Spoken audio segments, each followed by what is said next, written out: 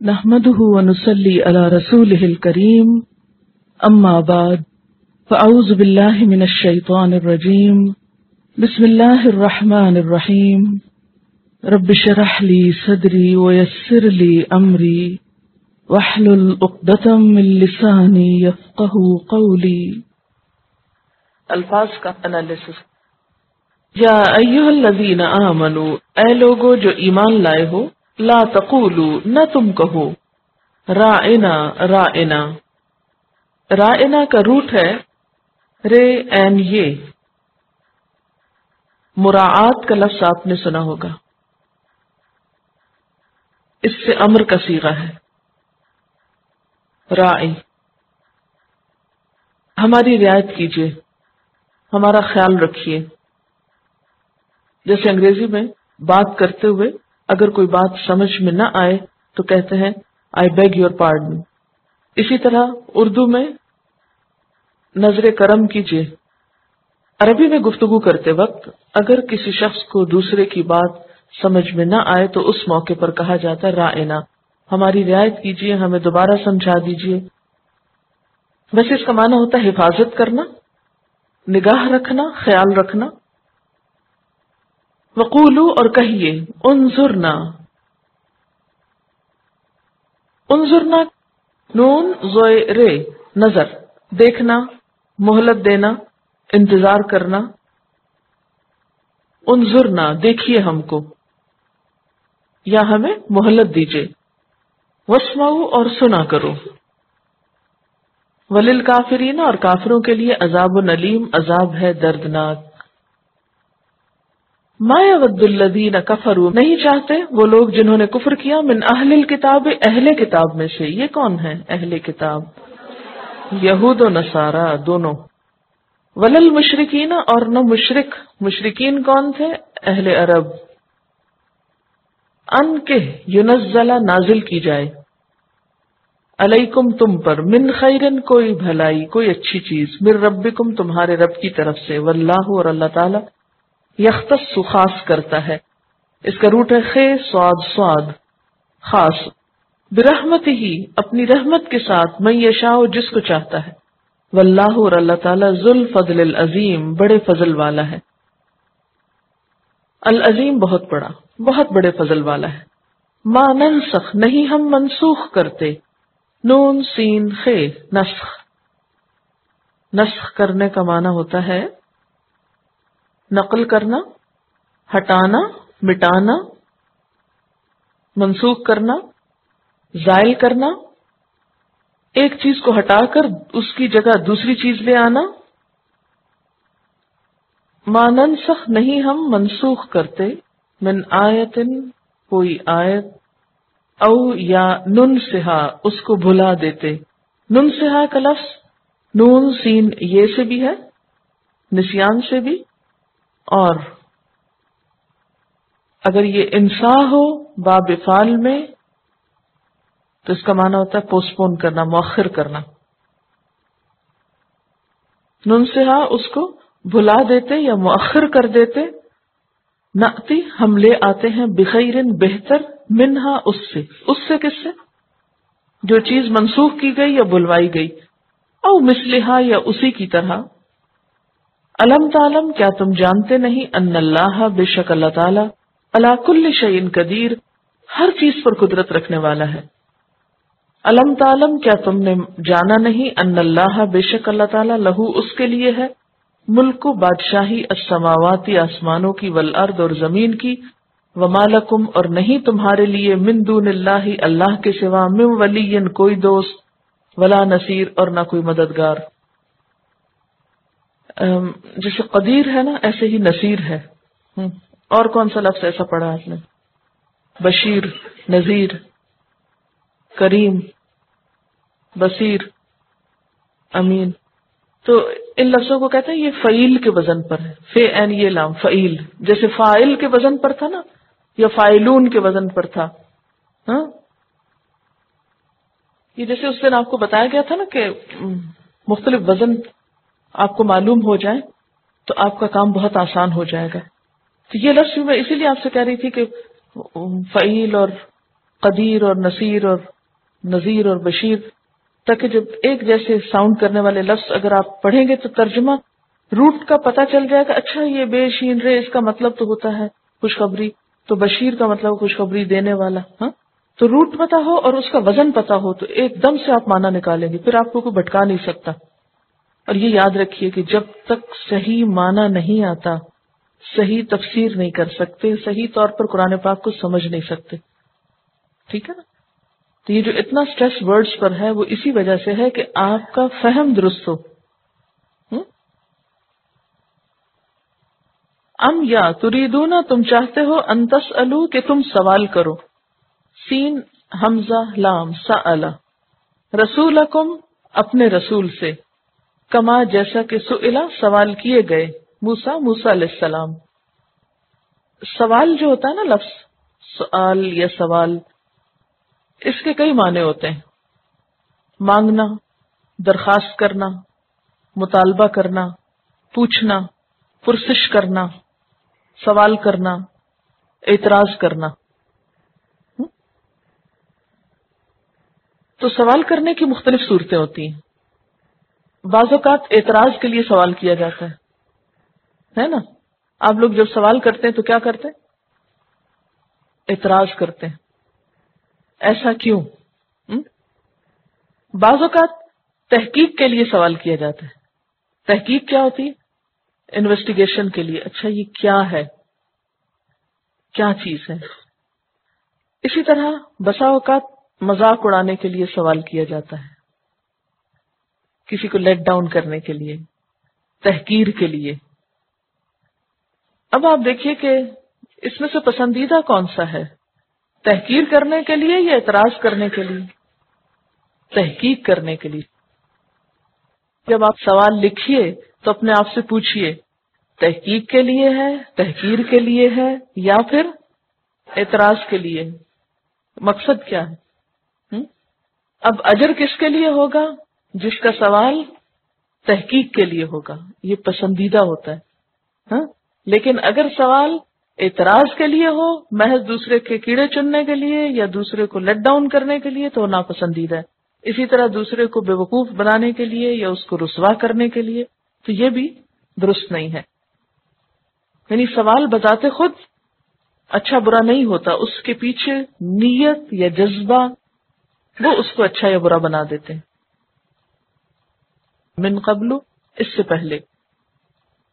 وَمَن يَتَبَدَّلِ الْكُفْرَ، اور جو کوئی بدل کر لے گا کفر کو، بالایمان، بدلے ایمان کے، فقط، تو تحقیق، دلّ، وہ بھٹک گیا، سواء السبیل، سیدھے راستے سے. سوا کا بیسیکلی مطلب ہوتا ہے برابر ہونا، اور پھر برابر ہونے سے معنی سیدھا لیا گیا ہے، یعنی بالکل اسموتھ، اسٹریٹ. ایک مستقیم سیدھے کے لیے پڑھا تھا نا، صراط المستقیم، اور دوسرا کیا ہے؟ سواء السبیل. دونوں میں فرق کیا ہے؟ صراط کا لفظی معنی جو ہے لمبی اور تیز دھاری تلوار. صراط کس کو کہتے ہیں؟ لمبی اور تیز دھار کی تلوار. اچھا امیجن کریں نا، جیسے ایک موٹر وے ہوتی ہے یا ہائی وے ہوتا ہے تو ایسے ہی گزرتی ہے نا، ایک سیدھی پلین سڑک جو ہوتی ہے اور ایک تیز دھاری تلوار، لمبی تلوار. اچھا ایک لفظ آپ نے پڑھا ہوگا پل صراط، وہ کیا ہوتا ہے؟ جس پہ قیامت کے دن سب گزریں گے، ہر ایک کو اس سے گزرنا ہے نا. قرآن پاک میں آتا ہے وَإِن مِّنكُمْ إِلَّا وَارِدُهَا، ہر ایک کو وہاں سے وارد ہونا ہے، کوئی ایسا نہیں جس کو وہاں سے گزرنا نہ ہو. تو پل صراط جو ہے وہ جہنم کو عبور کرنے کے لیے. اب آپ دیکھیں لمبی تیز دھار تلوار اور پل، برج، ہے کوئی ریزمبلنس؟ ہے نا؟ جی ہاں. اور اس کی پل صراط کی تعریف کیا بیان کی گئی ہے؟ کیسا ہوگا وہ؟ پال سے باریک اور تلوار سے تیز، یعنی جس طرح وہ لگا ہوا ہوگا تو اس کے اوپر جو چلنے کی جگہ ہوگی وہ بہت باریک اور تھن ہوگی. تو ایسا راستہ جو بہت باریک ہو، جسے پل ہو، پل کو لائیے ذہن میں، جو بہت پتلا ہو، اس سے کیسے گزرتے ہیں؟ سنبھل کے نا، بہت بیلنس کے ساتھ. اگر آپ اپنا بیلنس کھو دیں تو کیا ہوگا؟ ادھر یا ادھر گر جائیں گے. تو گویا صراط وہ راستہ ہے جسے بہت احتیاط سے پار کیا جائے، طے کیا جائے، جس کے آس پاس بہت خطرے ہوں. یہ مادی اور مانوی دونوں طرح آتا ہے. قرآن جو ہے نا انسان کی آنکھیں کھول دیتا ہے، پھر سوچ کا رخ بدلتا ہے. انسان نئے سرے سے پیدا ہوتا ہے. پھر دنیا کو وہ اس نگاہ سے نہیں دیکھتا جس سے دنیا کی محبت رکھنے والے دیکھتے ہیں، پھر مختلف نظر سے دیکھنے لگتا ہے. مستقیم کس کو کہتے ہیں؟ قائم سے ہے یہ لفظ. مستقیم قائم سے، وہ چیز جو سیدھی بھی ہو اور متوازی بھی ہو. السبیل وہ راستہ جس پر سہولت سے چل سکے اور اس پر کافی آمد و رفت بھی ہو، عام سڑک جیسے ہوتا ہے. یہ بھی مادی اور مانوی دونوں صورتوں میں استعمال ہوتا ہے. اور سواد برابر کے معنوں میں، درست، ہموار، اونچ نیچ کے بغیر. ودا چاہتے ہیں، روٹ کیا ہے؟ واو دال دال. کثیرن بہت سے، من اہل الکتاب اہل کتاب میں سے. لو کاش، یردونکم، یردون کا روٹ ہے رے دال دال، رد، پھیر دینا، یعنی لوٹا دیں، پلٹا دیں، پھیر دیں. من بعد ایمانکم، تمہارے ایمان کے بعد، کفارن کافر بنا کر. کیوں؟ حسدن، حسد کی وجہ سے. من عند انفسہم، ان کے نفسوں کے اندر جو ہے، ان کے نفسوں کے پاس سے. من بعد ما، اس کے بعد جو تبینہ واضح ہو گیا. تبینہ اس کا روٹ کیا نظر آ رہا ہے؟ بے یہ نون. لہم الحق، ان کے لیے حق. فافو، پس معاف کر دو. این فے واؤ عفو، وصفہ درگزر کرو. اب ایک نیا لفظ آیا معاف کرنے کے لیے، اور یہ ہے وصفہ، صاد فے ہے صفح. فرق کیا ہے دونوں میں؟ عفو ہوتا ہے بدلہ لینے سے دستبردار ہونا، بدلہ نہ لینا، قصور کا بدلہ نہ لینا. اور صفح کیا ہوتا ہے؟ درگزر کرنا، قصور کا احساس نہ ہونے دینا، غلطی کا احساس نہ ہونے دینا، باس پرس نہ کرنا. یہ معاف کرنے سے زیادہ مشکل کام ہے. اور ایک اور بھی لفظ ہوتا ہے معاف کرنے کے لیے، وہ کیا ہوتا ہے؟ غفرہ. غفرہ کا مطلب ہوتا ہے ڈھانپ دینا. تو اب آپ دیکھیے کہ کیا ایک ہی لفظ ہر جگہ چل سکتا ہے؟ تو پھر ہر جگہ ہر لفظ کی روح کو سمجھنا چاہیے نا، تبھی تو قرآن پاک صحیح معنی میں سمجھ آئے گا. تو عفو کا معنی ہوتا ہے معاف کر دینا، بدلہ نہ لینا. اور صفح کا کیا معنی؟ احساس بھی نہ دلانا، یعنی بدلہ بھی نہیں لیا اور احساس بھی نہیں دلایا. حتیٰ، یہاں تک کہ یأتی اللہ بامری، لے آئے اللہ اپنا فیصلہ، اپنا حکم. ان اللہ، بے شک اللہ تعالیٰ، علی کل شیء قدیر، ہر چیز پر قدرت رکھنے والا ہے. وَأَقِیمُوا الصَّلَاةَ، اور قائم کرو نماز، وَآتُوا الزَّکَاةَ، اور ادا کرو زکوٰۃ. وَمَا تُقَدِّمُوا، اور جو تم آگے بھیجو گے، لِأَنفُسِکُم، اپنے نفسوں کے لیے، من خیر، نیکی میں سے، تجدوہ، تم پاؤ گے اس کو، عند اللہ، اللہ کے پاس. تجدوہ کا روٹ کیا ہے؟ وجدہ. ان اللہ، بے شک اللہ تعالیٰ، بما تعملون، ساتھ اس کے جو تم عمل کرتے ہو، بصیر، دیکھنے والا ہے.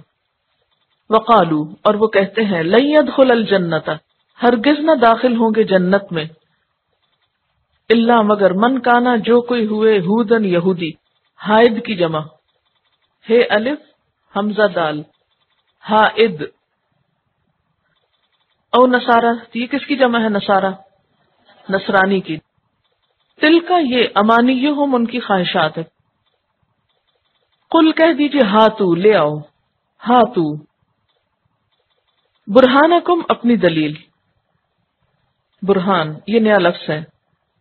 برہان دلیل قاطع کو کہتے ہیں جو تمام دلائل سے زیادہ زوردار ہو اور ہر حال میں سچی ہو. ان کنتم، اگر ہو تم، صادقین، سچے. بلا، بلکہ، کیوں نہیں، من اسلم، جس نے سپرد کر دیا. سین لام میم، سپرد کرنا، فرما برداری کرنا، اپنے آپ کو حوالے کر دینا. وجہہ، وجہ کہتے ہیں چہرے کو، فیس کو، تو ذات مراد ہے. للہ، اللہ کے لیے. وہ محسن، اور وہ محسن ہے. ہے سین نون، حسن سے مشتق ہے. فَلَهُ أَجْرُهُ عِنْدَ رَبِّهِ، تو اس کے لیے اس کا اجر ہے اس کے رب کے پاس، وَلَا خَوْفٌ عَلَيْهِمْ، اور نہ ان پہ کوئی خوف ہوگا، وَلَا هُمْ يَحْزَنُونَ، اور نہ وہ غمگین ہوں گے۔ چلیے تفسیر۔ آج کل جو کچھ ہم پڑھ رہے ہیں وہ بنی اسرائیل ہے، ان کے رویے، ان کے طور طریقے۔ اتنا زیادہ ذکر بنی اسرائیل کا کیوں آ رہا ہے؟ کیا اللہ تعالیٰ کو بنی اسرائیل سے کوئی نفرت ہے، یا اللہ تعالیٰ ہمارے دلوں میں بنی اسرائیل کی نفرت ڈالنا چاہتے ہیں؟ ان آیتوں کا مطلب کیا ہے؟ تاکہ انہوں نے جو کچھ کیا اس سے ہم ایک سبق سیکھیں۔ بنیادی بات یہ ہے کہ وہ بھی چوزن پیپل تھے جیسے ہم ہیں، ان پر بھی اللہ تعالیٰ نے اپنی نعمت کی، ہم پر بھی کی، انہیں جہان والوں میں فضیلت دی، ہمیں بھی دی۔ اب ہمیں بتایا ہی جا رہا ہے کہ تمہیں وہ نہیں کرنا جو انہوں نے کیا، اور ساتھ ساتھ ان کی خیرخواہی مقصود ہے اور انہیں نصیحت کی جا رہی ہے۔ بسم اللہ الرحمن الرحیم۔ یا ایہا الذین آمنوا، اے لوگو جو ایمان لائے ہو، لا تقولوا رائنا، رائنا نہ کہا کرو، وقولوا انظرنا، اور انظر نہ کہا کرو، واسمعوا، اور سنا کرو۔ اس آیت کی شان نزول کچھ یوں ہے کہ اہل کتاب یا یہود جب نبی صلی اللہ علیہ وسلم کی مجلس میں آتے تو اپنی گفتگو کے ذریعے بسا اوقات آپ کو تکلیف دیتے۔ نبی صلی اللہ علیہ وسلم کی مجلس میں کسی کے آنے پر پابندی نہیں ہوتی تھی، مسلمان بھی آتے تھے، نان مسلمز بھی آتے تھے، کیونکہ کوئی بھی شخص جو آپ سے ملاقات کے لیے آئے، آپ سے سیکھنے کے لیے آئے، تو اسلام کا طریقہ کیا ہے کہ اسے آنے دو، روکو نہیں۔ تو ہر طرح کے لوگ آتے اور جو کچھ آپ فرماتے تھے وہ آپ سے سیکھا کرتے۔ مسلمان جب آپ کی مجلس میں بیٹھتے اور کوئی بات ان کو سمجھ میں نہیں آتی، مشکل ہونے کی وجہ سے، یا آواز نہ پہنچنے کی وجہ سے، یا دھیان نہ دینے کی وجہ سے، غرض ہے کہ کسی بھی وجہ سے جب کوئی بات سمجھ میں نہ آتی تو وہ آپ صلی اللہ علیہ وسلم کو ایک خاص لفظ کے ساتھ دوبارہ اپنی طرف متوجہ کرتے، اور وہ لفظ کیا تھا؟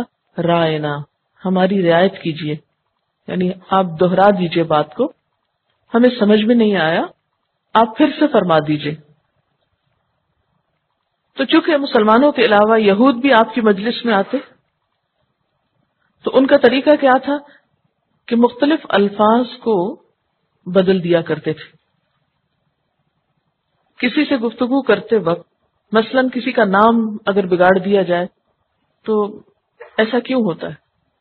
مذاق اڑانے کے لیے، یا دل کے اندر کوئی خاص قسم کا حسد یا کوئی ایسی چیز چھپی ہوئی ہے تو اس کی وجہ سے دوسرے کو حقیر کرنے کے لیے یا بساؤ کا تکلیف دینے کے لیے ایسا کیا جاتا ہے۔ تو وہ نبی صلی اللہ علیہ وسلم سے حسد تو رکھتے ہی تھے، اس حسد کا مظاہرہ کہیں نہ کہیں ہو جاتا تھا۔ انہیں جب کوئی بات آپ سے پوچھنا ہوتی، دوبارہ دہرانے کے لیے کہتے، تو رائنا کی بجائے ذرا سی اس میں اپنی زبان کو یا اپنے تلفظ کو بدل لیتے اور کہتے رائینا، رائنا کی بجائے رائینا، یعنی زیر کی بجائے ساتھ یہ بھی لگا لیتے۔ رائی عربی زبان میں گڈریے کو کہتے ہیں، چرواہے کو، اور نا کا مطلب ہوتا ہے ہمارا، تو رائینا کا مطلب ہمارا چرواہا، ہمارا گڈریا۔ یہ بہت توہین آمیز لفظ تھا، تو اللہ تعالیٰ نے مسلمانوں کو کیا حکم دیا کہ وہ اس لفظ کا استعمال چھوڑ دیں، اس مقصد کے لیے ایک دوسرا لفظ اختیار کریں، اور وہ کیا لفظ ہے؟ وقول انظرنا، اور آپ کہو انظرنا، ہماری طرف نظر کیجئے، نظر کرم کیجئے، اور ساتھ ہی یہ تلقین بھی کی گئی واسمعوا، اور سنا کرو، توجہ سے بیٹھا کرو، غور سے سنا کرو، تاکہ یہ کہنے کی ضرورت ہی پیش نہ آئے کہ دوبارہ بات بتائیے. تو یہاں سے دو تین باتیں پتہ چلتی ہیں. ایک بات تو یہ پتہ چلتی ہے کہ ایسے الفاظ جن میں کسی کی اہانت ہو، جو ادب اور احترام کے خلاف ہوں، ان الفاظ کا استعمال نہیں کرنا چاہیے، اور ان کا بھی نہیں کرنا چاہیے جن میں بے ادبی کا کوئی اندیشہ ہو یا شبہ ہو. دوسری بات یہ کہ غیر مسلموں کی مشابہت سے بچنا چاہیے. کفار کے ساتھ اقوال میں، افعال میں مشابہت اختیار نہیں کرنی چاہیے. مسلمانوں کی اپنی ایک آئیڈینٹی ہونی چاہیے، اپنا ایک کلچر ہونا چاہیے. تیسری بات یہ کہ گفتگو صاف ہونی چاہیے. پھر یہ کہ جو بات کہی جائے اسے غور سے سنا جانا چاہیے اور سمجھنے کی کوشش کرنی چاہیے. یہاں پر اللہ تعالیٰ یہ بھی تو کر سکتے تھے کہ یہود کو سکولڈ کرتے، ان کو ڈانٹ ڈپٹ کرتے. ان کو کچھ کہنے کی بجائے مسلمانوں کو سمجھا دیا گیا کہ تم ایسے لفظ نہ بولو جس سے انہیں بگاڑ کا کوئی موقع مل جائے. اس سے کیا پتہ چلتا ہے کہ جب اپنے اندر کوئی خرابی ہو رہی ہو تو اس میں دوسرے کو، باہر والے کو بلیم کرنے کی بجائے اپنے گھر کی اصلاح کر لینی چاہیے. دشمن کو وہ موقع نہیں دینا چاہیے جس سے وہ فائدہ اٹھائے. یہ زیادہ سمجھداری کی بات ہے. ہم عام طور پر کیا کرتے ہیں کہ جب ہمارے کسی مسلمان ملک میں یا انڈیویجول لیول پر بھی، جیسے کسی گھر میں کوئی جھگڑا ہوا، کوئی خرابی ہوئی، یا کسی بڑے لیول پر، تو عموماً ہم یہ نہیں دیکھتے کہ ہماری غلطی، ہماری کوتاہی، ہماری کمی کہاں ہے. ہم یہ دیکھتے ہیں دوسرے کیا کر رہے ہیں. مثلا ہم کوئی غلط کام جب کرتے ہیں تو ہم کہتے ہیں یہ شیطان نے مجھ سے کرایا. کبھی کسی انسان کو بلیم کریں گے، کبھی شیطان کو کریں گے، کبھی کسی اور کو کریں گے. کم ہی گوارا کریں گے یہ دیکھیں کہ مجھ سے کہاں بھول ہوئی، میرا قصور کیا ہے، میری غفلت کہاں ہے.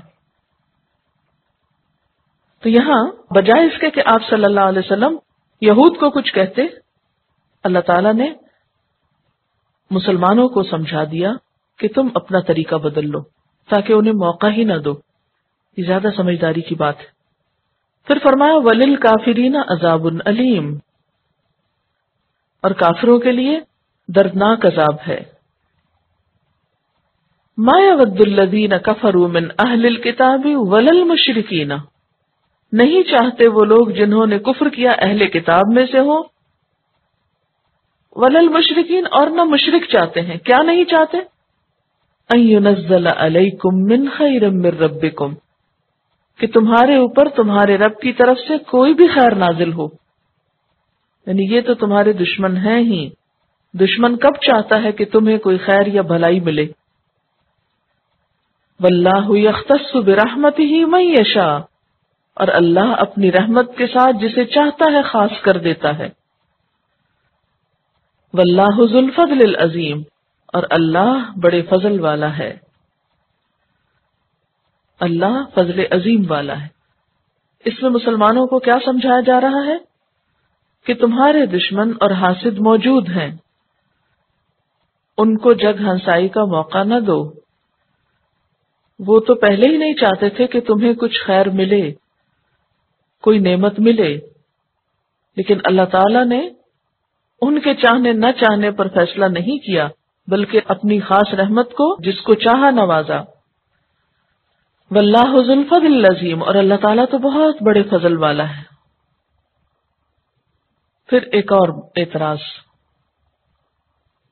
ایک اور شبے کا جواب جو یہود مسلمانوں کے دلوں میں ڈالنے کی کوشش کرتے.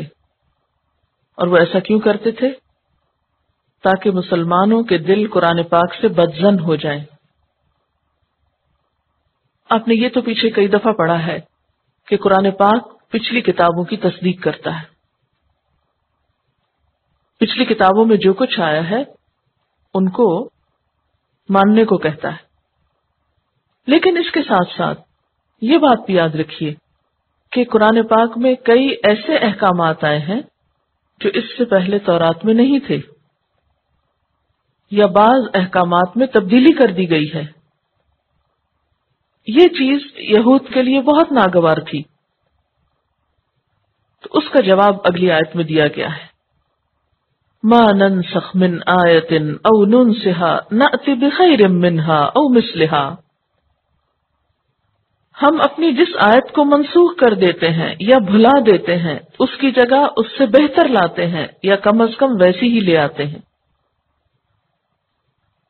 اللہ تعالیٰ فرماتے ہیں ما ننسخ من آیت، کہ ہم کوئی آیت منسوخ نہیں کرتے، مٹا نہیں دیتے، زائل نہیں کر دیتے، بدل نہیں دیتے، او ننسہا یا اس کو بھلا نہیں دیتے، مگر یہ کہ اس سے بہتر لے آتے ہیں. شرعی اصطلاح میں نسخ کہتے ہیں ایک حکم کو بدل کر اس کی جگہ نیا حکم لے آنا. ایسا کیوں کیا جاتا ہے؟ اس کی کیا ضرورت ہے؟ ایک حکم آیا پھر اس کو بدل کر ایک اور آ گیا، ایسا کیوں ہوتا ہے؟ اس کی کئی ایک وجوہات ہو سکتی ہیں. بسا اوقات ایسا ہوتا ہے کہ ایک حکم ایک وقت کے لیے بہت مناسب ہوتا ہے، لیکن ہمیشہ کے لیے اس کی ضرورت نہیں ہوتی. جب حالات بدلتے ہیں تو بدلتے حالات کے ساتھ ایک نئی بات لے آئی جاتی ہے نئے طریقے سے، تو پہلی ہٹا کر اس کی جگہ ایک نئی بات لائی گئی. یعنی بدلتے حالات میں حکم بھی بدلنا پڑتا ہے. ایک صورت یہ ہوتی ہے کہ آئندہ بدلنے والے حالات کا علم تو ہوتا ہے، لیکن اس بات کو ابھی سے کہنا قبل از وقت ہوتا ہے. مثلا جب آپ 15 سے پارے پڑھ چکے ہوں گے تو ترجمے میں ایسی پریشانی نہیں ہوگی جو اب ہو رہی ہے، یا تفسیر لکھنے میں یہ پریشانی نہیں ہوگی. تو ہو سکتا ہے کہ اس وقت آپ کے پڑھنے کے طریقے میں کچھ تبدیلی کر دی جائے. مثلا 7 دفعہ کی جگہ ہو سکتا ہے آپ کو تعداد گھٹا کر 5 دفعہ پر لے آیا جائے. اگر ایسا کیا جائے تو آپ یہ کہیں کہ نہیں شروع میں کیوں کہا تھا 7 دفعہ، اب کیوں کہہ رہے ہیں، آپ کو نہیں پتا تھا، پہلے سے ہی کہہ دیتے. لیکن اس کی ضرورت نہیں ہے. ابھی ہو سکتا ہے کہ آپ پھر بھی یاد نہ کریں تو آپ کو 5 دفعہ کی رخصت نہ ملے. تو بسا اوقات ایک چیز معلوم ہوتی ہے کہ آئندہ ہونے والی ہے، لیکن اس کو ابھی سے کہنا قبل از وقت ہے. مثلا ایک ڈاکٹر اگر ایک مریض کو ایک نسخہ بتاتا ہے تو آپ نے یہ دیکھا ہوگا کہ وہ اکٹھی 6 مہینے کی دوا نہیں دے دیتے. کیا کرتے ہیں؟ پہلے 1 ہفتے کی دیتے ہیں، پھر 1 مہینے کی، پھر جب وہ دیکھتے ہیں کہ دوا سیٹ ہوگی تو پھر وہ زیادہ لمبے عرصے کے لیے دے دیتے ہیں. تو ڈاکٹر کو کیا پہلے نہیں پتا تھا؟ پتا تھا، لیکن مریض کے لیے بوجھ ہو جاتا. تو بسا اوقات نسخ جو ہے وہ سہولت کے لیے کیا جاتا ہے. اور یہ جو نسخ ہوتا ہے یعنی ایک حکم کو بدل کر دوسرا حکم لے آنا، یہ ہر نبی کے ساتھ ہوتا رہا ہے. حدیث میں آتا ہے، مسلم کی روایت ہے، لم تکن نبوۃ قط الا تناسخت. کبھی کوئی نبوت نہیں آئی جس نے احکام میں نسخ و رد و بدل نہ کیا ہو. بالکل ایسے جیسے نئی حکومت آتی ہے تو آتے ہی کیا کرتے ہیں؟ سب سے پہلے بہت سے احکامات بدل دیتے ہیں کہ اب نیا دور ہے، نیا طریقہ ہے، نئی پالیسیز ہیں، نئے احکامات ہیں. تو اسی طرح وقت کے گزرنے کے ساتھ ساتھ اور نئے نبی آئے تو ان کے حالات کے مطابق کچھ نہ کچھ تبدیلیاں کی گئیں، اور ایسا کرنا ایک بالکل فطری عمل ہے. اس چیز کا علم جاننا بھی بہت ضروری ہے. اس کے بغیر قرآن پاک کی صحیح سمجھ بھی نہیں آتی. تفسیر قرطبی میں ایک واقعہ ہے کہ حضرت علی رضی اللہ تعالیٰ عنہ ایک دفعہ مسجد میں تشریف لائے تو کوئی آدمی واز کہہ رہا تھا. آپ نے لوگوں سے پوچھا کہ یہ کیا کرتا ہے؟ لوگوں نے کہا یہ واز و نصیحت کر رہا ہے. آپ نے فرمایا نہیں، یہ کوئی واز و نصیحت نہیں کر رہا، بلکہ یہ کہنا چاہتا ہے کہ میں فلاں بن فلاں ہوں، یعنی اپنی سیلف پروجیکشن چاہتا ہے. تو اس کو پہچانو. پھر اس شخص کو بلا کر پوچھا کہ کیا تم قرآن پاک کے ناسخ و منسوخ احکامات جانتے ہو؟ اس نے کہا نہیں، میں نہیں جانتا. تو حضرت علی نے فرمایا کہ ہماری مسجد سے نکل جاؤ، آئندہ یہاں واز نہ کرنا. تو اس سے نسخ کی اہمیت پتہ چلتی ہے، یا اس علم کی کہ اگر کوئی شخص اس کے بارے میں جانتا نہیں تو وہ دین کو صحیح طور پر بیان نہیں کر سکتا. لیکن یہود نے کیا کیا کہ ایک فطری عمل کو اسلام کے خلاف کر کے پیش کیا. وہ مختلف طریقے اختیار کرتے تھے جس سے مسلمانوں کو اسلام سے متنفر کیا جا سکے، قرآن پاک کو مشکوک قرار دیا جائے. وہ کہتے کہ اگر قرآن پاک اللہ تعالی کی طرف سے آیا ہے اور تورات بھی اللہ تعالی کی طرف سے ہے تو پھر قرآن اور تورات کے احکام میں اختلاف کیوں ہے؟ جو باتیں پہلے ہمیں کہی گئی تھی اب ان میں تبدیلی کیوں کی جا رہی ہے؟ پھر اسی طرح ایک اور اعتراض یہ کرتے کہ قرآن پاک میں اگر ایک حکم نازل ہوا ہے تو پھر اس کی جگہ کوئی دوسرا حکم کیوں آ جاتا ہے؟ کیا اللہ تعالیٰ کو اس بات کا علم نہیں تھا کہ میں پہلے کیا دے چکا ہوں اب دوبارہ کیا دے رہا ہوں؟ تو اس قسم کے اعتراضات تھے جو یہود کیا کرتے تھے. کیا کہ تورات کے بعد قرآن پاک کی ضرورت کیا ہے؟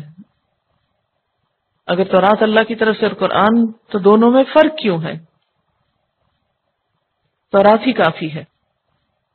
اور دوسرا یہ کہ ودن قرآن ایک حکم آتا ہے پھر اس کو بدل کر ایک دوسرا حکم دے دیا جاتا ہے، ایسا کیوں ہوتا ہے؟ یہ باتیں وہ اس لیے کرتے تھے کہ مسلمانوں کے دل میں اپنی کتاب کے بارے میں شک و شبہ پیدا کر دیں، انہیں اپنی کتاب سے بددل کر دیں.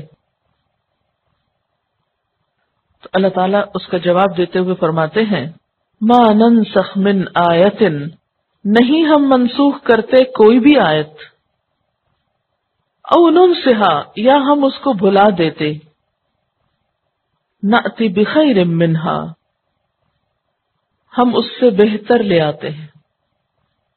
ایسا کیوں کیا جاتا ہے کہ اس سے بہتر چیز دی جائے، او مثلہا یا اسی کی طرح، اسی کی مانند، لیکن ایک ڈفرنٹ سٹائل میں. الم تعلم، کیا تم جانتے نہیں ہو، ان اللہ علی کل شیء قدیر، کہ اللہ تعالیٰ تو ہر چیز پر قدرت رکھتا ہے، اس کے لیے کچھ بھی مشکل نہیں. یعنی ایک حکم کو بدلنا اس کے لیے کچھ مشکل نہیں،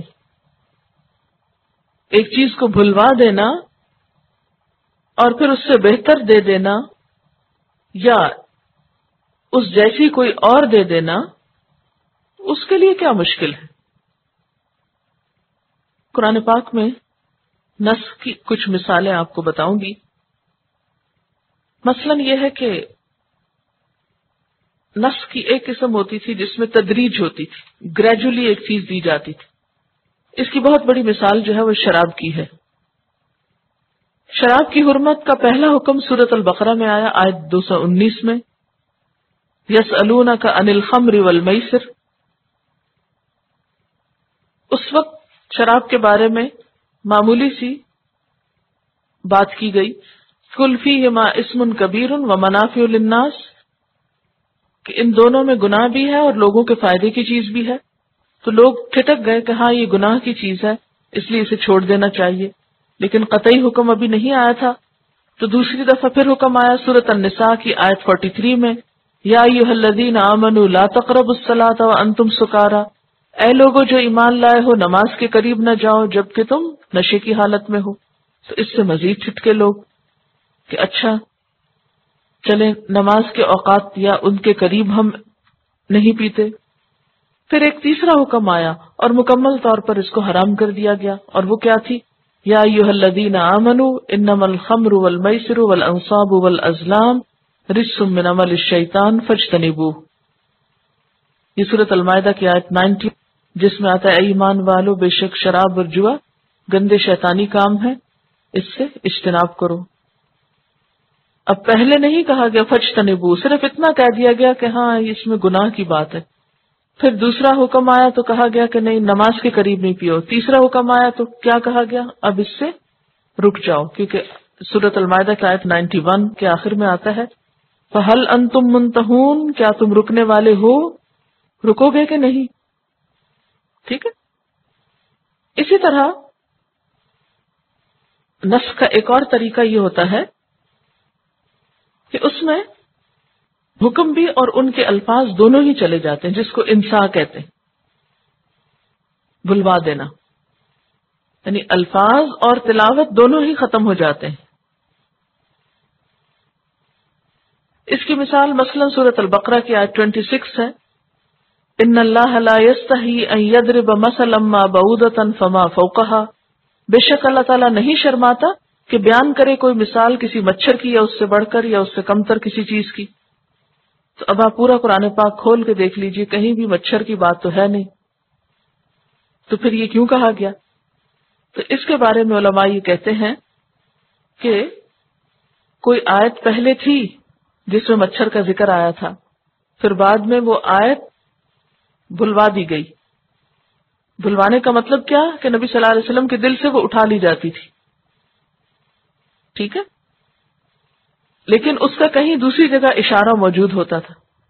مثلا قرآن پاک میں قبلے کی تبدیلی کا حکم، اس کا اشارہ ملتا ہے کہ پہلے ایک اور حکم دیا گیا تھا، وما جعلنا القبلۃ التی کنت علیہا، اور نہیں وہ قبلہ جس کو ہم نے آپ کے لیے مقرر کیا تھا، تو کہاں مقرر کیا تھا؟ قرآن پاک میں تو کہیں ذکر نہیں ہے۔ تو اس کا مطلب ہے کہ پہلے کہیں ہوگا، پھر اس کے بعد اس کو ہٹا لیا گیا اور صرف بعد کا حکم باقی رکھا گیا۔ پھر اسی طرح بسا اوقات تلاوت تو نہیں رہتی لیکن حکم باقی رہتا ہے، یعنی الفاظ باقی نہیں رہتے لیکن حکم باقی رہتا ہے۔ اور اس کے بارے میں موطا امام مالک کی ایک روایت ہے جس میں آتا ہے الشیخ والشیخۃ اذا زنیا فرجموہما، کہ شادی شدہ مرد یا عورت اگر زنا کرے تو ان کو رجم کرو۔ اس کے بارے میں علماء کہتے ہیں کہ پہلے یہ آیت قرآن پاک میں تھی، پھر آیت تو اٹھ گئی لیکن حکم باقی رہا، کیونکہ نبی صلی اللہ علیہ وسلم نے اپنے دور میں اس پر عمل کروایا۔ تو بہرحال مختصر سی بات یہ ہے کہ یہاں پر یہود کے اعتراض کا جواب دیا جانا مقصود ہے، کیونکہ وہ نسخ کو قرآن کے خلاف یا قرآن کی روح کے خلاف سمجھتے تھے۔ آج بھی آپ دیکھیں کہ بہت سے لوگ یہ اعتراض کرتے ہیں، کیوں اللہ تعالیٰ کو پتہ نہیں تھا کہ لوگوں کو آخری حکم کیا دینا ہے، لہذا پہلے حکم کیوں دیے گئے؟ یاد رکھیے کہ ایک مومن جو ہوتا ہے نا، وہ ایک ٹری کی طرح گرو کرتا ہے۔ جب ایک بیج آپ ڈالتے ہیں زمین میں تو پہلے اس کو ڈے 1 پہ ہی کھاد کی ضرورت ہوتی ہے؟ کیا وہ اس وقت اتنا ہی پانی لیتا ہے جتنا 1 سال کے بعد دیتا ہے؟ نہیں نا، شروع میں کتنی ضرورت ہوتی ہے پانی کی؟ تھوڑا تھوڑا چھینٹا بھی کافی ہوتا ہے، پھر جب وہ تھوڑا بڑا ہوتا ہے پھر تھوڑا اور پانی لگتا ہے، پھر جب زیادہ بڑا ہوتا ہے تو زیادہ پانی چاہیے ہوتا ہے۔ اسی طرح دین میں جب انسان آتا ہے تو شروع میں تھوڑے تھوڑے حکم پہ عمل کرتا ہے، پھر گرو کرتا ہے، پھر اور بڑی بات چاہیے، پھر اس کے بعد اور اسٹرانگ ڈوز چاہیے ہوتی۔ تو دین ہمارا بہت فطری ہے۔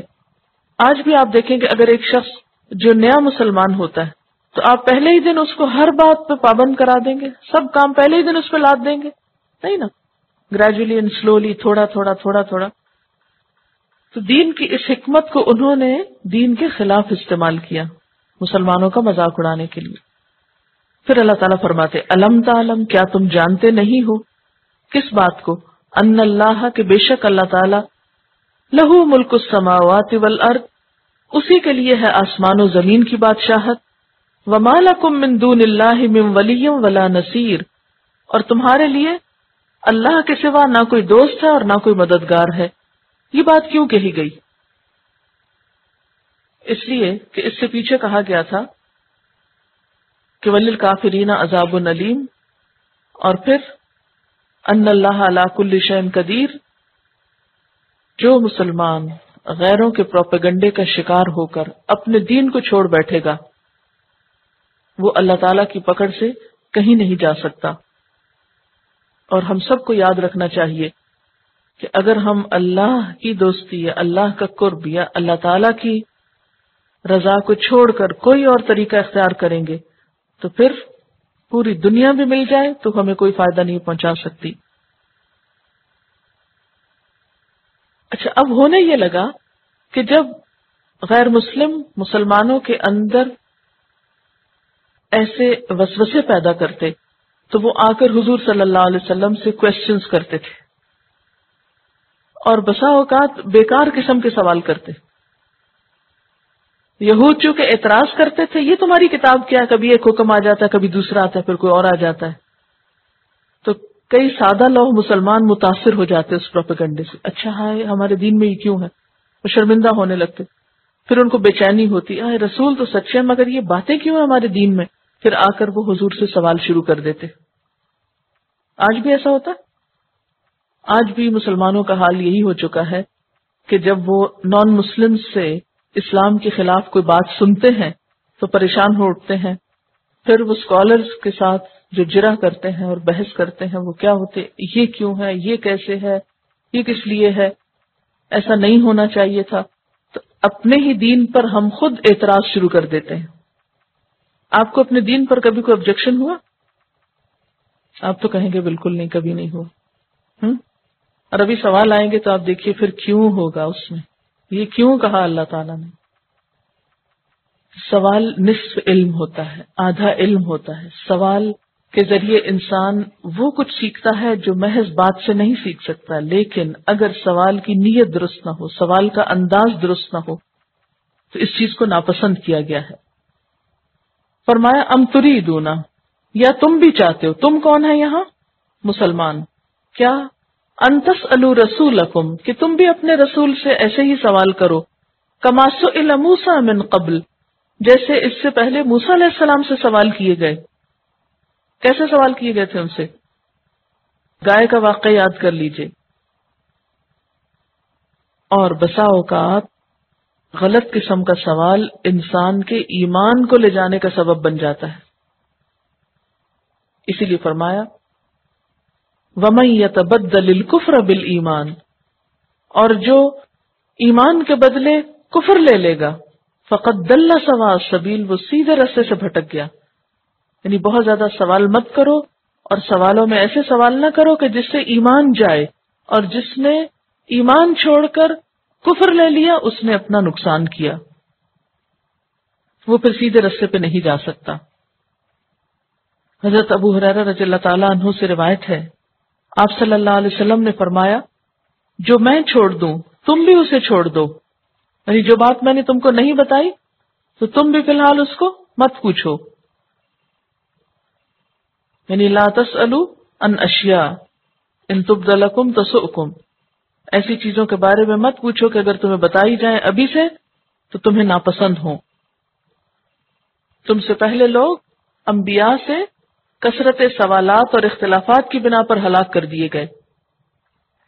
یہ بہت زیادہ جرح اور بحث اور اعتراض کرنا یہ ایمان کو کفر میں بدل دیتا ہے، انسان کو سیدھے راستے سے بہت دور کر دیتا ہے. ایک حدیث میں آتا من حسن اسلام المرء ترکہ ما لا یعنی، انسان کے اسلام کا حسن یہ ہے کہ ان چیزوں کو چھوڑ دے جس سے اس کا کوئی مطلب نہیں، بیکار کی بحثوں میں نہ الجھے. تو یہاں اس کا خلاصہ ہم یوں لکھ سکتے ہیں کہ بیکار سوالوں کی کثرت انسان کے ایمان کی دشمن ہے، یا بیکار سوالوں کی کثرت انسان کو سیدھے راستے سے دور کر دیتی ہے. فقد ضل سواء السبیل. پھر فرمایا ود کثیر من اہل الکتاب، اہل کتاب میں سے بہت سے لوگ یہ چاہتے ہیں. کیا چاہتے ہیں؟ لو یردونکم من بعد ایمانکم کفارا، کاش وہ تمہیں تمہارے ایمان سے پھیر کر پھر سے کافر بنا دے. ان کی کوششیں کیا ہیں کہ تم اپنے ایمان پر قائم نہ رہو، باقی نہ رہو. ایسا کیوں کرتے ہیں؟ اس کی وجہ کیا ہے؟ حسد من عند انفسہم، ان کے دلوں کا حسد. کیا حسد تھا؟ کہ مسلمانوں پر یہ کتاب کیوں آ گئی.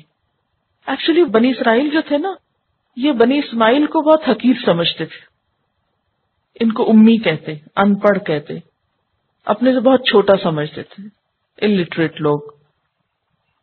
اور خود کو کیا سمجھتے تھے؟ علم والے، مہذب، پڑھے لکھے. اور چونکہ ان کے اندر کثرت سے انبیاء آئے تھے تو ان کے دل میں یہ خیال بیٹھ چکا تھا کہ ہم اللہ تعالیٰ کے بہت پسندیدہ ہیں. نحن ابناء اللہ و احباہ، ہم اللہ کے بیٹے ہیں اور اس کے محبوب ہیں. اپنے اس خیال کی وجہ سے یہ سمجھا کرتے تھے کہ نبوت ان کو ملے گی. اور وہ اس کا انتظار بھی کر رہے تھے. لیکن جو ہی نبوت بنی اسماعیل میں چلی گئی یہ بہت جیلس ہوئے. یہ بالکل ایسے ہی ہے نا جیسے آپ اور آپ کی بہن اور مثلاً آپ بہت انٹیلیجنٹ ہوں، بہت انٹلیکچوئل ہوں اور بہت قابل ہوں، اور آپ کی بہن ذرا سی سیدھی سادی ہوں، تو آپ یہ سمجھے کہ جو بھی خیر بھلائی ہر طرح کی جو چیز ہے وہ مجھے کو ملنی چاہیے، کیونکہ میں زیادہ قابل ہوں، بہت محنتی ہوں، بہت اچھی ہوں، بہت خوبصورت ہوں، وغیرہ وغیرہ. کوئی بھی آپ سبب بنا لیں اپنے آپ کو اچھا سمجھنے کا، تکبر میں مبتلا ہونے کا، اور پھر آپ یہ سمجھیں کہ ہر چیز آپ خود ہی ڈیزرو کرتے ہیں اور آپ ہی کو ملنی چاہیے ہر اچھی چیز. ماں باپ سارا لاڈ پیار بھی آپ کو دیں، سب شاباش بھی آپ کو دیں، ہر طرح کی چیز بھی آپ کو لا کر دیں، آپ کی ہر بات مانی جائے، اور اتنے میں ہو یہ کہ وہ جو دوسری بیچاری سیدھی سادی ہے اس کو کوئی بہت اچھی چیز مل جائے، تو اب آپ کا ری ایکشن کیا ہوگا؟ اس کو کیوں ملا؟ پھر آپ ماں باپ پہ اعتراض شروع کرتے. آپ اس کو کچھ نہیں کہتے، آپ سب کچھ اسی کو دیتے ہیں، لا ہر چیز اس کے لیے. پھر ناراض ہونے لگے اور پھر دوسرے بہن بھائیوں یا دوسرے لوگوں کے بیچ میں بیٹھ کے اس کے خلاف باتیں شروع کر دیں، یہ ایسی ہے، یہ ویسی ہے. یہی حال یہاں ہو رہا تھا. بنی اسرائیل اپنے آپ کو بہت بڑی چیز سمجھتے تھے. ان کے خیال میں یہ عرب یہ تو امی، ان پڑھ، جاہل، بدھو قسم کے لوگ ہیں، ان میں کوئی نبی آئے گا. اور جب آ گیا تو وہ برداشت نہیں کر سکے، قبول نہیں کر سکے. اسی لیے آپ دیکھیں نا پیچھے آیت میں گزرا ہے ما یود الذین کفروا من اہل الکتاب ولا المشرکین ان ینزل علیکم من خیر من ربکم. یہ اہل کتاب اور مشرکین تو بالکل نہیں چاہتے کہ تم پر تمہارے رب کی طرف سے کوئی خیر و بھلائی اترے. اور جب اب بھلائی آ گئی، نبی صلی اللہ علیہ وسلم آ گئے، کیونکہ آپ کا اعزاز بہت بڑا تھا نا نبی صلی اللہ علیہ وسلم کا، تو اب ان کو برداشت نہیں ہو رہا تھا. تو اسی لیے اللہ تعالیٰ فرماتے ہیں کہ وہ چاہتے نہیں کہ ان کو کوئی مانے، وہ نہیں چاہتے کہ تم مسلمان رہو، وہ کیا چاہتے ہیں؟ تمہیں تمہارے دین سے پھیر دیں. یعنی کسی بھی طرح اپنے حسد کو سیٹسفائی کرنا چاہتے ہیں. حسد من عند انفسہم من بعد ما تبین لہم الحق، اس کے بعد کہ ان کے لیے حق بالکل واضح ہو چکا ہے. ایسا نہیں کہ وہ حضور صلی اللہ علیہ وسلم کو پہچانتے نہیں، پہچانتے ہیں، لیکن حسد کی وجہ سے وہ نہ آپ کو مانتے ہیں اور نہ آپ کے ماننے والوں کو سپیئر کر رہے ہیں، نہ آپ کے ماننے والوں کو چھوڑتے ہیں. اب اس کا مقابلہ کیسے کریں؟ ایسی باتوں کا مقابلہ کیسے کیا جانا چاہیے؟ ایسے لوگ جو بہت اریٹیٹ کریں، بہت ستائیں، بہت پریشان کریں، ہر بات میں نقص نکالیں، تنقیدیں کریں، منہ شگافیاں کریں، ان لوگوں کے ساتھ پھر کیسے پیش آئیں؟ فاعفوا واصفحوا، انہیں معاف کر دو، انہیں جانے دو، درگزر کرو، چھوڑ دو، کیونکہ یہ جل رہے ہیں نا. تب ان کا کیا کیا جا سکتا ہے؟ ان کی مجبوری ہے. انہیں معاف کر دو، درگزر کرو، اگنور کرو. اسی لیے آپ دیکھیں کہ اللہ تعالیٰ نے مسلمانوں کو منع کر دیا، رائنا نہ کہو، انظر نہ کہہ لو، چھوڑ دو ان کو. فاعفوا واصفحوا، معاف کر دو اور ان کی باتوں کا ذکر بھی نہ کرو. واصفحوا میں کیا آتا ہے؟ ایسا بلاؤ کہ بس ذکر بھی نہ کرو. حتی یأتی اللہ بامرہ، یہاں تک کہ اللہ اپنا فیصلہ لے آئے. کون سا فیصلہ؟ اب ان کو پکڑو اور مارو اور ان کو سزا دو. لیٹر آن وہ بھی ہوا، پھر جب ان کی شرارتیں حد سے بڑھ گئی تو پھر ان کو پکڑا گیا. ان اللہ، بے شک اللہ تعالیٰ، علی کل شیء قدیر، ہر چیز پر قدرت رکھنے والا ہے. ایسی بات نہیں کہ اللہ تعالیٰ ان کو سزا نہیں دے سکتے، پکڑ نہیں سکتے، اس لیے فرمایا کہ ان کو چھوڑ دو. نہیں، اللہ تعالیٰ سب کچھ کر سکتے ہیں، لیکن حکمت اسی میں ہے، خیر اسی میں ہے کہ ان کو چھوڑ دیا جائے. ان کی مجبوری ہے یہ کرنا. اور کیسے مقابلہ کیا جائے؟ وَأَقِیمُوا الصَّلَاةَ، نماز قائم کرو. وَآتُوا الزَّکَاةَ، زکوٰۃ دیا کرو.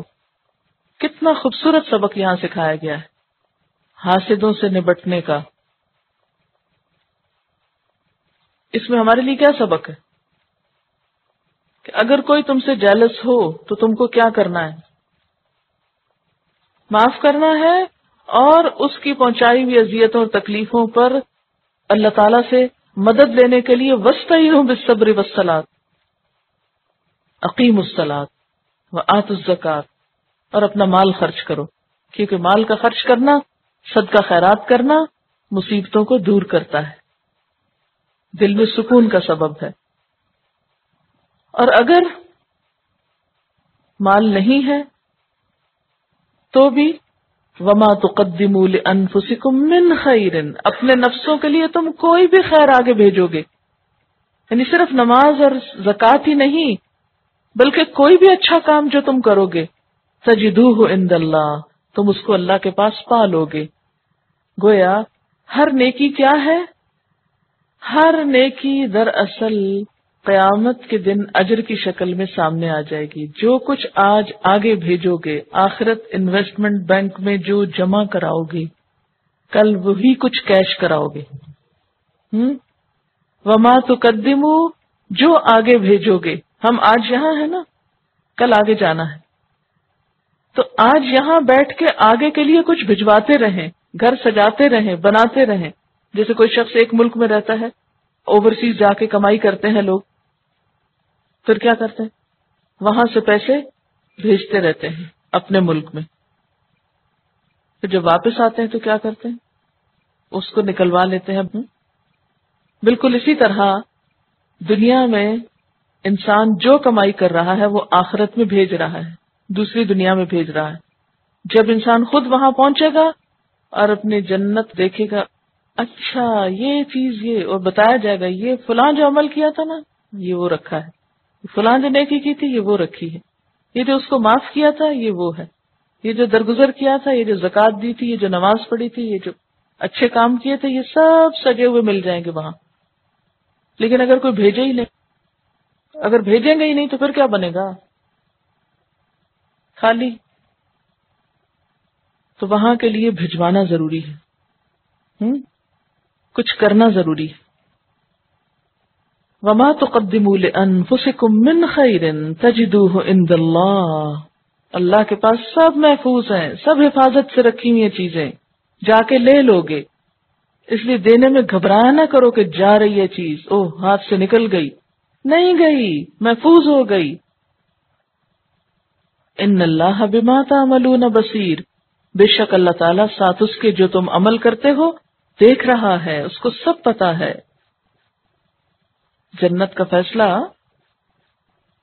عمل کی بنیاد پر ہوگا، اسی لیے مزید فرمایا وقالو، اور وہ کہتے ہیں، وہ کون ہے؟ اہل کتاب، لن يدخل الجنت، جنت میں ہرگز داخل نہ ہوں گے، الا من کان هودا او نصارا، مگر جو کوئی یہودی ہوا یا عیسائی بنا۔ جنت تو بنی ہی یہود و نصارہ کے لیے ہے، جب تک تم اپنے نام کے ساتھ یہ نہیں لکھو گے اس وقت تک جنت میں نہ جا سکو گے۔ اللہ تعالیٰ کیا فرماتے؟ تلک امانیہم، یہ ان کی تمنائیں ہیں، یہ ان کی خوش فہمیاں ہیں، یہ ان کی آرزویں ہیں، یہ ان کے اپنے خیالات ہیں۔ قل، کہہ دیجئے، ہاتو برہانکم، کوئی دلیل لاؤ، کہاں لکھا ہے کہ جنت میں جانے کے لیے یہودی ہونا یا عیسائی ہونا ضروری ہے؟ کسی آسمانی کتاب میں لکھا ہے یا کسی نبی نے تم کو یہ تعلیم دی ہے؟ دیکھیں نا، ہر بات کی کوئی دلیل ہوتی ہے۔ مثلا اگر کوئی شخص کسی اسکول میں داخلہ لینے کے لیے جا رہا ہے، آپ اس کو راستے میں ملتے ہیں تو کہتے ہیں تمہیں اس جگہ پہ داخلہ مل ہی نہیں سکتا، تو کیا اس کا حق نہیں آپ سے پوچھے بھی اس کی کوئی دلیل لاؤ، کیوں نہیں مل سکتا، وجہ پوچھ سکتا نا؟ تو بالکل اسی طرح یہود و نصارہ نے کہا نہیں، کوئی اور جنت میں نہیں جائے گا جب تک وہ یہودی یا عیسائی نہ بن جائے۔ تو اس پر انہیں کہا گیا کہ کوئی دلیل لاؤ، کس نے کہا ہے یہ، کہاں لکھا ہے یہ؟ ان کنتم صادقین، اگر تم سچے ہو، اگر تمہاری بات درست ہے۔ بلا، کیوں نہیں، من اسلم، جس نے سپرد کر دیا، حوالے کر دیا، دے دیا، وجہہ، اپنا چہرہ، اپنا آپ، کس کے حوالے؟ للہ، اللہ کے، وہو محسن، اور وہ محسن ہے، اچھے کام کرنے والا ہے، احسان کرنے والا ہے، فَلَهُ أَجْرُهُ عِندَ رَبِّهِ، تو اس کا اجر اس کے رب کے پاس ہے. وَلَا خَوْفٌ عَلَيْهِمْ، نہ کوئی خوف ہوگا ان پر، وَلَا هُمْ يَحْزَنُونَ، اور نہ وہ غمگین ہوں گے. تو اس سے کیا پتہ چلتا ہے کہ نجات کا انحصار، جنت میں داخل ہونے کا انحصار ایک اصول پر ہے، نہ کہ محض آرزوؤں اور تمناؤں پر. اور وہ اصول کیا ہے کہ انسان اپنا آپ اپنے رب کو دے، اپنا آپ رب کے حوالے کرے، اور ساتھ محسن بن کے جیے. اس طرح اپنے آپ کو رب کے حوالے کر دے کہ ہر دوسری چیز سے بے نیاز ہو جائے، اور بہت خوبصورت طریقے سے نیکی کرے. تو ایسے لوگوں کے لیے جنت ہے. جنت کا فیصلہ عمل کی بنیاد پر ہے، نہ کہ کسی گروہ سے ہونے کی بنیاد پر، کسی گروہی وابستگی کی بنیاد پر نہیں ہے، یا کسی فضیلت کی بنیاد پر نہیں ہے. اب یہاں ایک بہت اہم اور بہت خوبصورت بات بتائی گئی، اور وہ بات کیا ہے کہ کوئی بھی شخص، جیسے پیچھے گزر چکا ہے نا، ان الذین آمنوا والذین ہادوا والنصارى والصابئین من آمن باللہ والیوم الآخر وعمل صالحا، ہے نا. تو وہاں بھی عمل صالح کی بات ہوئی، یہاں بھی عمل کی بات ہو رہی ہے. اور کیسے عمل کی بات؟ کہ 100% اپنے آپ کو اللہ کے حوالے کر دو، تب جنت ملے گی.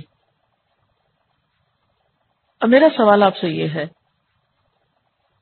کہ اپنے آپ کو اللہ کے حوالے کرنے کا مطلب کیا ہے؟ یہ تو کہا گیا کہ اللہ کے حوالے کر دو، لیکن کیسے؟ How come? سب سے پہلے تو کہا کہ اپنا چہرہ اللہ کے حوالے کر دو. چہرے میں کیا کیا آتا ہے؟ آنکھیں، کان، زبان، دماغ، برین، پیشانی، ٹھیک ہے نا. اور پھر اگر یہ ہٹا دیا جائے تو باقی کیا رہتا ہے؟ کچھ نہیں. سب کچھ تو یہاں ہے نا. تو جب یہ کہا گیا کہ اپنا چہرہ دے دو اللہ کو، تو مراد اس سے کیا ہے؟ اپنی سوچ، اپنی خواہشات، اپنی مرضی، اپنا آپ، سب کچھ اس کے حوالے کر دو. دیکھو وہ جو اس کو پسند ہے، سنو وہ جو اس کو پسند ہے، بولو وہ جو اس کو پسند ہے، سوچو وہ جو اس کو اچھا لگتا ہے. یہ ہے جنت کی قیمت. جو جنت لینا چاہتا ہے اسے یہ سب کچھ دینا پڑے گا.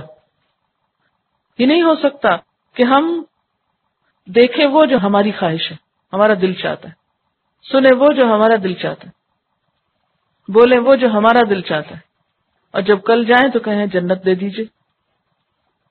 تو وہاں کیا لکھا ہوگا؟ No entry, strictly band. وہ ٹکٹ ہی نہیں لائے جس سے انٹری ہوتی.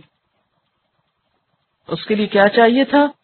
سب کچھ اس کے حوالے، اس کی پسند اور اس کی مرضی کے مطابق. اور پھر وہ محسن، یہ سب کچھ خوشی کے ساتھ دینا. ایک تو یہ ہوتا ہے نا کہ ہاں اللہ تعالیٰ پھر اب مجبوری ہے، نہیں تو جہنم میں جانا پڑے گا اس لیے دے ہی دیتا ہوں. ایک تو یہ ہے ایٹیٹیوڈ. اور دوسرا کیا؟ نہیں، آپ ہی نے تو دیا ہے، آپ کے لیے نہ دوں؟ اگر آپ مجھے آنکھیں نہ دیتے تو کیا کرتی میں؟ آپ مجھے سننے کی قوت نہ دیتے تو میں کیا کرتی؟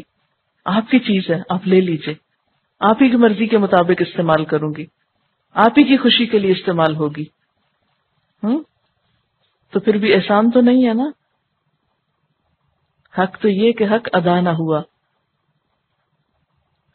اچھا، یہاں سے ایک بات یہ بھی پتہ چلتی ہے کہ جب کوئی شخص اسلام لے آتا ہے، بلا من اسلم، اسلم کا ایک معنی یہ بھی ہوگا کہ جو مسلمان ہو جاتا ہے. تو خواہ وہ یہودی ہو یا عیسائی ہو یا کچھ اور ہو، جب وہ مسلمان ہوتا ہے تو اس کو اس کے پچھلے کاموں کا اجر بھی ملتا ہے اور آئندہ کی نیکیاں بھی محفوظ ہو جاتی ہیں.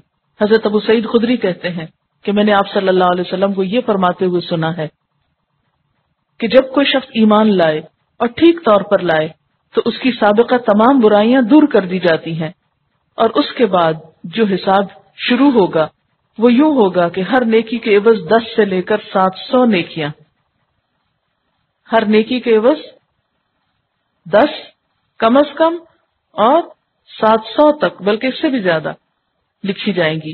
اور برائی کے عوض ویسی ہی ایک برائی لکھی جائے گی، الا یہ کہ اللہ تعالیٰ وہ بھی معاف کر دے۔ یہاں ایک بات آئی ہے کہ من اسلم وجہہ للہ وہو محسن، تو محسن پہ تھوڑی سی بات اور کرتے ہیں کہ محسن کون ہوتا ہے؟ محسن کون ہوتا ہے؟ آپ کے خیال میں محسن کس کو کہتے ہیں؟ محسن کو امیجن کریں، کیا ذہن میں آیا ہے؟ کیسی تصویر آتی ہے آپ کے ذہن میں؟ محسن، اس کا روٹ ہے سین نون ہے، حسن سے، یعنی خوبصورت کام کرنے والا، جو آپ کی زندگی میں کوئی بہتری لے آئے، سیدھا راستہ دکھائے، جو آپ کی بھلائی چاہے، اور جو اپنے حق سے کم لے دوسرے کو اس کے حق سے زیادہ دے، بہت نرمی اور آسانی کے ساتھ درگزر کرنے والا، معاف کر دینے والا، خاموشی سے مدد کرنے والا، اچھے کام کا ریٹرن نہ مانگے، بلا مانگے دینے والا۔ ہم ہمیشہ محسن اسی کو سمجھتے ہیں جو ہمیں کچھ دے دے۔ آپ ہمارے بہت محسن ہیں، اس سے بڑھ کر بھی کچھ ہے محسن؟ ایکچولی پتہ ہے کیا ہماری مشکل کیا ہے؟ جو کچھ اب تک ہم سنتے رہے اسی کے مطابق سوچتے ہیں۔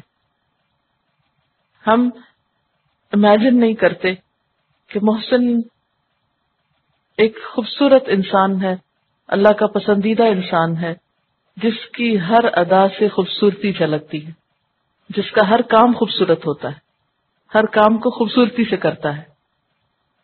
وہ صرف مدد ہی نہیں کرتا بلکہ مثلا نماز میں بھی محسن ہونا ہوتا ہے۔ نبی صلی اللہ علیہ وسلم نے کیا فرمایا؟ جب حضرت جبریل علیہ السلام نے آپ سے پوچھا تھا احسان کیا ہے، تو آپ نے کہا تھا کہ جو دوسروں کی مدد کرے۔ کیا فرمایا تھا آپ نے؟ ان تعبد اللہ کأنک تراہ فإن لم تکن تراہ فإنہ یراک، کہ تم اللہ کی عبادت اس طرح کرو گویا کہ تم اس کو دیکھ رہے ہو، اگر ایسا نہ محسوس ہو تو یہ یاد رکھو کہ وہ تم کو دیکھ رہا ہے۔ آپ دیکھیں نا، آپ ایک کام کر رہے ہوتے، جو ہی آپ کو پتا چلتا ہے کوئی آپ کو دیکھ رہا ہے تو آپ کے کام میں کیا ہوتا ہے؟ خوبصورتی آتی ہے نا، اچھائی آتی ہے نا، پرفیکشن آتی۔ جو کام آپ نے کسی کو دکھانا ہو وہ کتنا خوبصورت کرتے ہیں۔ مثلا ڈرائنگ روم کسی کو دکھانا ہوتا ہے تو اس کو کتنا سجاتے ہیں، اور کچن کسی نے دیکھنا نہیں ہوتا اس لیے اس کا حال کیا کرتے ہیں۔ جو کپڑے پہن کے کسی کو دکھانے ہوں وہ کس طرح بناتے ہیں، اور جو گھر میں پہننے ہو کسی نے نہیں دیکھنے، اپنے لیے تو کچھ ہے ہی نہیں، سب دنیا کے لیے ہے نا۔ تو محسن کون ہے؟ جس کے ہر کام میں خوبصورتی ہو، اور جس کا ہر کام بہت اچھا ہو، اور وہ اس لیے اچھا کرے کہ اس کا رب اس کو دیکھ رہا ہے، اس کے اندر یہ احساس ہو۔ کیونکہ بسا اوقات ہم کیا کرتے ہیں، اکیلے ہوتے ہیں تو کام اچھا نہیں کرتے، کون سا کوئی دیکھ رہا ہے، جو مرضی کرو، جہاں مرضی کوڑا پھینکو، باتھ روم کو خراب چھوڑو، کس کو پتا؟ محسن ایسے نہیں کرتا۔ اس کو پتا ہوتا ہے کہ کوئی شخص مجھے نہیں دیکھ رہا، میرا رب مجھے دیکھ رہا ہے۔ وہ صرف دکھاوے کے لیے نیکی نہیں کرتا، وہ کس کے لیے کرتا ہے؟ وہ اچھا بننے کے لیے کرتا، مگر کس کی نگاہ میں اچھا بننے کے لیے؟ اپنے رب کی نگاہ میں۔ اب دیکھیے کہ بہت بڑا فرق ہے اچھا بننے کی وجہ کا مختلف ہونا۔ ایک شخص بہت کائنڈ ہارٹڈ ہے، بہت اچھا ہے، بہت اچھی طرح بات کرتا ہے، سب کچھ ہے، لیکن وہ کب اچھا ہے؟ جب کوئی اس کے ساتھ اچھا ہے، اور جو ہی دوسرا بگڑا یہ اس سے بھی بڑھ کے بگڑ جائے گا، سب احسان گیا۔ ایک شخص اس وقت بہت اچھا ہے جو سب کے بیچ میں ہے، لیکن جب وہ تنہا بیٹھا ہے اس سے کوئی خیر نہیں۔ تو یہ ایسا شخص نہیں محسن ہوتا۔ محسن وہ ہوتا ہے جو ہر حال میں اچھا ہی کرے، خوبصورت کرے، بہتر کرے۔ اچھا، محسن کا لفظ حسنہ سے بھی ہے نا، لقد کان لکم فی رسول اللہ اسوۃ حسنہ۔ تو سب سے خوبصورت انسان بننے کے لیے کس کو دیکھنا، کس کو فالو کرنا، کس کے پیچھے چلنا ضروری ہے؟ جس کے لیے قرآن نے گواہی دی کہ تمہارے لیے اللہ کے رسول صلی اللہ علیہ وسلم کی زندگی میں بہترین نمونہ ہے، خوبصورت نمونہ ہے. تو محسن دوسرے لفظوں میں سنت کا پیروکار ہوتا ہے، متقی اللہ کا خوف رکھتا ہے، محسن سنت کی پیروی کرتا ہے. سنت کی پیروی کیے بغیر آپ محسن نہیں ہو سکتے، یہ یاد رکھیے، کیونکہ سب سے خوبصورت نمونہ تو اللہ تعالیٰ نے جس کو بنایا وہی ہے. تو جب تک وہ نہیں بنے گے، وہ رول ماڈل ہیں، جب تک اس کو فالو نہیں کریں گے اس وقت تک محسن نہیں ہو سکتے. تو آپ کا جو لائف سٹائل تھا، آپ کا جو طریقہ زندگی تھا، ہر چیز کو اچھی طرح کرنا، اس کا حق دے کے کرنا. ہمارا کیا حال ہوتا ہے؟ سبق پڑھا، بس پڑھ لیا، خوشی سے نہیں. لکھائی کی، لکھ لیا، جیسے تیسے لکھ لیا. کام کیا، اٹھا پھینکا. ہر کام سر سے اتارو. بیزاری سے جی رہے ہیں ہم زندگی کو انجوائے نہیں کرتے. تو محسن جو ہے وہ لائف کو انجوائے کرتا ہے، ہر چیز کو خوبصورتی سے کرتا ہے، خوبصورت طریقے سے رہتا ہے، اچھے طریقے سے زندگی بسر کرتا ہے. اس کی بات میں خوبصورتی ہے، اس کے کام میں خوبصورتی ہے. وہ ایک سٹائلش انسان ہے، آپ یوں کہیے سٹائلش ہے. متقی اندر ہے، محسن باہر ہے ایک ہی انسان. تقوی اندر ہے اور حسن باہر ہے. اللہ کے رسول صلی اللہ علیہ وسلم کی مثال سب سے اچھی ہے اور ہم سب کو اسی کو فالو کرنا ہے، کیونکہ ہم تو انسان ہیں، گناہگار ہیں، کمزور ہیں. لیکن ایک اللہ کے رسول صلی اللہ علیہ وسلم ہی ہیں کہ جو واقعی ایک پرفیکٹ نمونہ ہے ہم سب کے لیے. اور ہماری اٹ موسٹ ایفرٹ اور اسٹرگل یہ ہونی چاہیے کہ ہم آپ جیسے بننے کی کوشش کریں اور چھوٹی چھوٹی آپ کی سنتوں کو فالو کریں، بہت محبت کے ساتھ، بہت اچھے طریقے سے، تاکہ ہم بھی اللہ تعالیٰ کی نظروں میں خوبصورت بن جائیں. وآخر دعوانا ان الحمد للہ رب العالمین. سبحانک اللہم وبحمدک نشہد ان لا الہ الا انت نستغفرک ونتوب الیک. والسلام علیکم ورحمۃ اللہ وبرکاتہ.